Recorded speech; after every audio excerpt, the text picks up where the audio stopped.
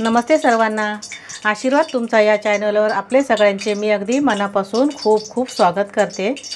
आजची आपली रेसिपी आहे कटाची आमटी, जे आपण पुरणपोळ्या करतो आणि ज्याच्यावरती पाणी निघतं ते हे कटाची आमटी बनवते मी। येळवणी, आमच्या इकडे याला येळवणी बोलतात।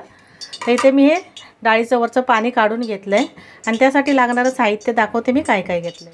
त्या आमटीसाठी मी इथे दोन मोठे टोमॅटो चिरून घेतलेत, 2 हिरव्या मिरच्या घेतल्या, लसूण आहे 7 ते 8 पाकळ्या घेतले, ते ठेचून घेतले थोडा, कढीपत्ता थोडा जास्तीचा घालायचा आणि कोथिंबीर घेतली आहे। खूप छान वाटते ही डाळ। तर आता आपण रेसिपीला सुरुवात करूया। इथे मी कढई ठेवली आहे, त्यामध्ये 2 चमचे भरून तेल घालून घेतले, थोडीशी मोहरी घालून घेते, अर्धा चमचा एवढा जिरा मोहरी छान तडतडली की त्यामध्ये हे लसूण घालून घेतले। लसूण थोडा जास्तीचा घालायचा, त्याने छान वाटतं। आणि हिंग घालते, लसूण लाल होऊ देत। इथे लसूण छान असं लाल झालाय, त्यामध्ये मी ह्या हिरव्या मिरच्या घालून घेते कट केलेल्या आणि खूप सारा कढीपत्ता।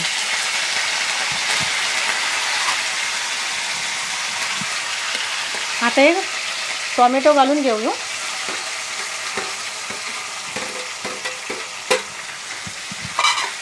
आणि टोमॅटो छान असा नरम होईपर्यंत शिजवून घ्यायचं। मी आता झाकण ठेवते आणि हा टोमॅटो शिजवून घेते। इथे टोमॅटो घालून मी शिजत ठेवला होता, आता थोडंसं मिक्स करून घेऊ। टोमॅटो छान असा शिजला गेलाय। आता आपण त्यामध्ये मसाले घालून घेऊ। थोडी पाव चमचा हळद घातली, लाल तिखट आहे मी 1 चमचा भरून घातले। तिखट तुम्ही तुमच्या आवडीप्रमाणे घ्या, पण थोडंसं तिखटच करायचं, छान वाटतंय। अर्धा चमचा धना पावडर आणि थोडीशी मी कोथिंबीर घालून घेते, व्यवस्थित मिक्स करून घेते। कोणतंही वाटण न घालता पण ही छान लागते आमटी, कटाची आमटी खूप सुंदर वाटते। आता मसाले थोडेसे परतून घेतलेत मी तेलामध्ये। आता जे डाळीचं पाणी जे काढून घेतलं होतं आपण ते घालून घेते,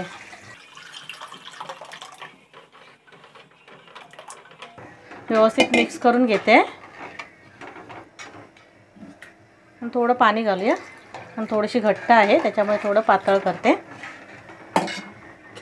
गरम मसाला घालते अर्धा चमचा आणि चवीप्रमाणे मीठ। आता मी 1 चमचा घातले आणि थोडंसं घालते, कारण डाळ थोडीशी जास्त आहे आमटी। आणि छान अशी आता उकळी काढून घेऊ आपण। इथे कटाची आमटी अशी छान अशी उकळली आहे, मी 5 मिनिटं उकळून घेतली आहे आणि रंगही छान आलाय सुंदर असा। ही आमच्याकडे पारंपरिक रेसिपी आहे आणि ही रेसिपी माझ्या सासूबाईंकडून शिकली आहे। खूप छान वाटते हे कटाची आमटी। जर तुम्हाला थोडंसं गोड हवे असेल तर गूळ घाला, किंवा जे आपण पुरण वाटतो ते घातलं तरीही चालेल। आता मी गॅस बंद करते आणि थोडीशी वरून कोथिंबीर घालून घेते। तर अशी रेसिपी तुम्ही बनवून बघा। आणि जर तुम्हाला रेसिपी आवडली, व्हिडिओ आवडला असेल ना, तर लाईक करा, शेअर करा, सबस्क्राईब करा। धन्यवाद।